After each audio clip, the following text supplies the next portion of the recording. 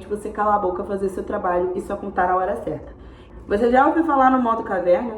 Modo caverna consiste basicamente em você se resguardar, você sumir 3 meses e vir totalmente diferente. Muitas vezes eu fazia isso, mas de modo errado, querendo aquela transformação de sumir e aparecer 20 quilos mais magra, o que já quase aconteceu, mas ele consta principalmente em sobre você focar em si mesmo, se abrir menos no mundo e principalmente se expor menos. Ainda mais nessa era de rede social que a gente fala tudo, divide tudo, antes de acontecer os milagres. Eu fiz o modo caverna 3 vezes e todas as 3 vezes foram muito bem sucedidas. E o que eu faço nesse tempo do modo caverna, né? Eu foco em não dizer o que eu tô fazendo, não em questão de chamar inveja e tal, mas realmente para reter energia. Quando a gente fala o que a gente quer fazer, as pessoas já vão te parabenizar, já vão ficar felizes por você ou chateadas por você, enfim. E aí você já retém essa energia da comemoração, porque não vai ser aquela vibração do momento, mas é uma coisa que já vai estar sendo dispersada e pode causar desânimo ao longo do tempo. Eu quis muito conseguir emagrecer 10 quilos pro meu aniversário. E aí eu fiquei um pouco off da rede social, mas mesmo quando eu aparecia eu evitava mostrar meu corpo como eu estava mostrando antes, a evolução dos meus treinos, porque eu não queria criar aquela expectativa de eu vou emagrecer 10 quilos pro meu aniversário, porque eu sabia que se eu não conseguisse emagrecer, eu ia me sentir super frustrada e envergonhada por ter falado antes de conseguir. Então eu sumi ali quase 1 mês e pouco sem mostrar muito meu rosto ou os meus treinos. E quando eu apareci no meu aniversário, eu apareci uns 10 quilos mais magra, muito feliz. E não foi tanto sobre magreza, mas sobre eu ter conseguido. E as pessoas estranhamente parabenizam a gente quando a gente tá magra. Mas eu fiquei muito feliz porque era uma meta que eu queria. Então foi o primeiro método modo caverna que eu usei, que funcionou muito. O segundo foi quando eu me mudei de cidade. Esse não foi muito modo caverna, na verdade foi bem rápido, foi bem mas eu já estava com planejamento de mudar na cidade desde que teve uma chacina muito feia na favela onde é que eu moro. Então eu coloquei isso na minha cabeça, conversei com meu namorado de que eu queria sair do Rio de Janeiro. E aí a gente começou a planejar isso, começou a falar sobre isso, mas a gente não falava isso para as nossas pessoas, para outras pessoas, ou para os parentes, ou nas redes sociais. A gente falava sobre como não estávamos contentes com a comunidade, mas não o planejamento de que se realmente tivesse oportunidade de sair do estado, a gente faria. Nesse tempo, quando foi em setembro, apareceu uma proposta de trabalho aqui em São Paulo que eu me candidatei e não fui chamada de imediato, fiquei esperando, mas até então não comentei pra ninguém. Eu continuei trabalhando em 2 empregos porque a minha ideia era conseguir juntar um dinheiro, ter uma base para que se eu tivesse que recomeçar minha vida e sair da comunidade, mesmo que fosse morando no Rio de Janeiro, eu teria esse dinheiro guardado. O que era, assim, um plano, gente, porque basicamente meu namorado ele tem uma casa própria e a gente já ia se mudar em fevereiro para essa casa própria, mas mesmo com essa certeza eu já não tinha falado para ninguém, as pessoas iam saber, a gente já tá morando lá. Só que aconteceu de dezembro eu ter a oportunidade de vir para São Paulo. Eu só contei que estava aqui em São Paulo depois de 1 semana já morando aqui, com certeza de que eu estava empregada nas redes sociais. E eu só contei para minha família que eu estava vindo para São Paulo quando eu já estava dentro do ônibus. Então minha família soube no dia, porque contar antes geralmente causa uma ansiedade muito grande na minha família, o que me pesa, me dá uma negatividade. Então eu me preveni também. Então aí consiste o modo caverna de você saber a hora certa de falar, de comunicar e assim vai.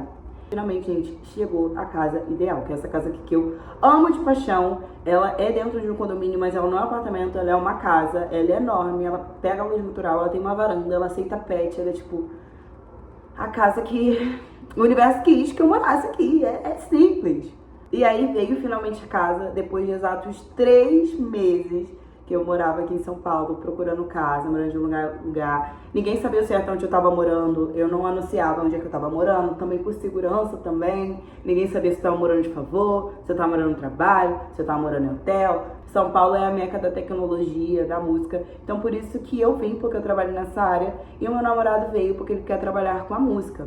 Porque, principalmente, gente, além da dependência emocional de ela vai, eu vou também porque eu amo ela, a gente tem planos individuais que a gente preza muito em mantê-los. Então ele veio não só porque eu vim, mas também porque era um plano para ele vir para trabalhar a música dele e ter oportunidades aqui. Então nossos planos colidiram, né? É uma coisa que a gente sempre conversou no nosso relacionamento, para que as individualidades não se apagassem e assim a gente conseguisse caminhar em paz.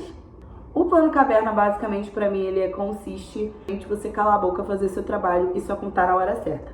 E nem sempre é só sobre inveja, às vezes é realmente só sobre dispersar energia. Isso, você tem uma tendência às vezes ficar desinteressada, sabe? Você consegue, depois você desanima e tal. É a ânsia de ter e o tédio de possuir. Quando eu entro nesse modo caverna de tipo, cara, eu quero conquistar uma coisa, eu só vou contar. Quando eu conquistei, eu consigo manter isso pra mim. Quando eu não consigo realizar, é uma frustração que vai ficar comigo e aí eu vou correr atrás de outra coisa, ao invés de ser uma frustração coletiva de, poxa, você falou tanto que você ia conseguir isso e que pena que você conseguiu. E se colocar nesse lugar de pena, de coitadismo, não vai fazer bem pra você, meu amor. Você é a heroína da sua história, protagonista da sua história, e tem nada que você não possa recomeçar do zero. Mas quando você fala os seus planos antes e eles não funcionam, você se coloca nessa bolha do coitada, poxa, que pena, mas você vai conseguir. E isso é muito ruim, isso traz uma frustração muito grande. Então, Larissa, mas eu sou muito bocuda, o que eu faço? Gente, uma das coisas que mais me ajudaram foi voltar a escrever. Exatamente, eu tenho 3 tipos de livro, cadernos, né, no caso. Eu refiz um diário, gente. Esse diário, lógico, não é um diário igual de adolescente que você escreve todo dia, mas eu decidi documentar a minha vida. Com o tempo, só com as fotos, essas memórias vão se apagando. A gente lembra da imagem da foto, mas a gente não lembra como se sentiu, como é que foi cada experiência individual. E é muito importante a gente contar para as pessoas essas experiências depois de vividas, porque você contando para as pessoas que mantém a sua história viva, né? Sabe? Você conta pro seu neto, pro seu filho, pro seu amigo, e assim as pessoas vão recontando a sua história, o que faz sua história ficar viva. Mas é muito importante você escrever, você documentar a sua vida. É isso, né? Nós todos somos únicos, então documentar isso é muito importante. Então toda vez que eu quero desabafar, colocar pra fora, contar alguma vitória, sem sentir aquela frustração de, falei demais pra pessoa errada, eu vou lá e escrevo o documento. Na rede social, gente, eu tento ser o mais informativa possível hoje em dia. Então eu não chego muito contando os meus planos, mas dando ideias e informações que eu acho legal para os meus seguidores e para os meus amigos, ao invés de só espalhar informações gratuitas sobre os meus sonhos e assim vai.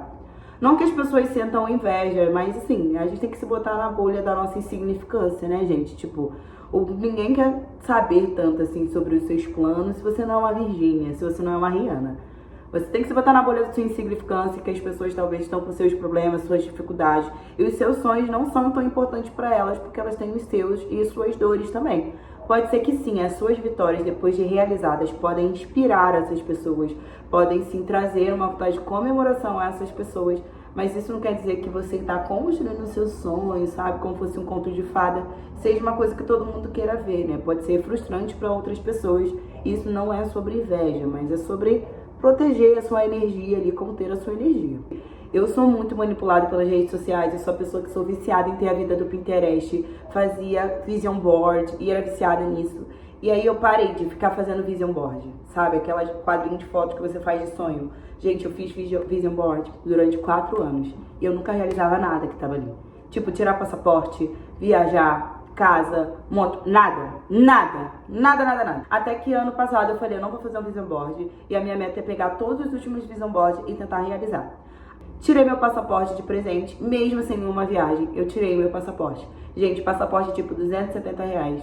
E eu sempre tinha R$270 e não tirava meu passaporte. E sempre tava lá na porcaria do meu vision board. E aí eu fui também vendo na minha cara e realizei.